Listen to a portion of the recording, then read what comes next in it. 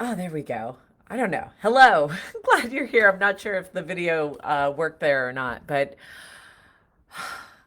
we're going to be talking about parenting through a pandemic. And I got to start off by telling you a story about when I was working at Google. When I was working at Google, I had 37 direct reports, an infant and a 2 year old, and I was working on my master's thesis on mindfulness, alcoholism, and family dynamics. How's that for a thesis?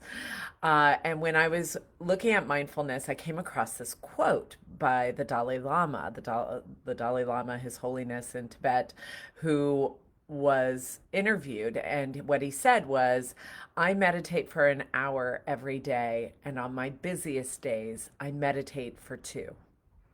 Now, when I saw this quote, the very first thing I thought was, screw you, Dalai Lama. I was so mad at that quote. I read it about 10 times. And I just thought, screw you, Dalai Lama. You don't have a 2 year old. You are not breastfeeding. You do not have the demands of motherhood that are squarely placed on women during those early years.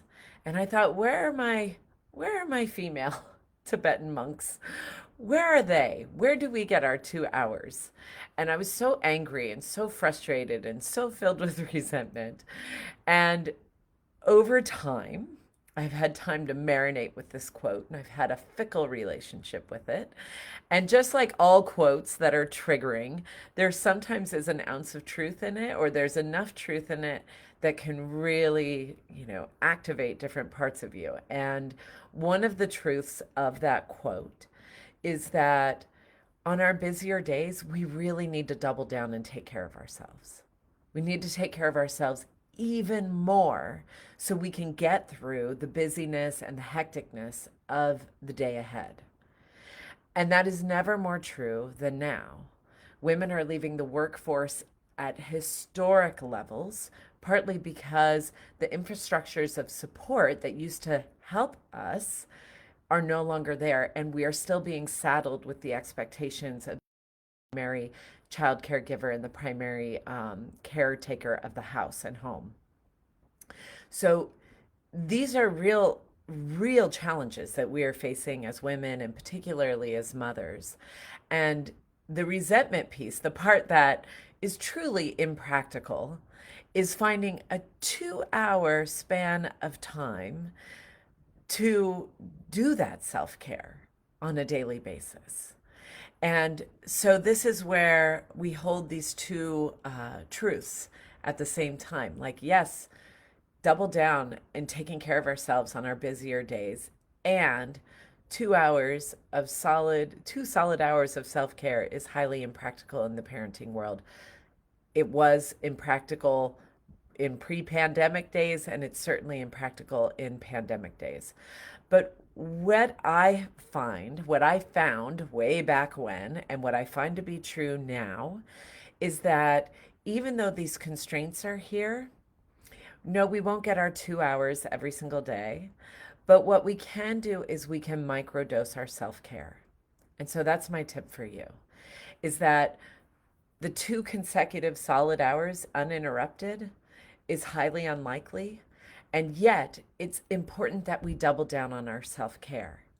And we may think we don't have any time in the day, but let me ask you, how many news articles have you read?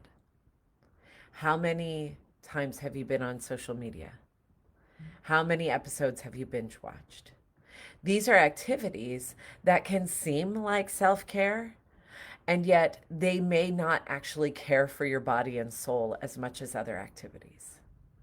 And so, one of the things, last night I spoke at the Junior League of Seattle, and Wednesday I'm speaking to Microsoft about parenting through a pandemic. And one of the tips, and I thought I'd share it with you, is about how we can find these smaller moments to care for our bodies and our souls and our minds in ways that actually fill our gas tank, like fill our energy tank, instead of keeping it right where it is or even depleting it. Because I can find an hour to scroll through social media in a day. And what that does is it takes my energy level from here and it drops it Maybe it only drops it 1%, but it still drops it. What would happen if each time I was pulled towards doing social media, I did something that increased my energy 1%? I looked outside the window and really noticed the trees and the sky.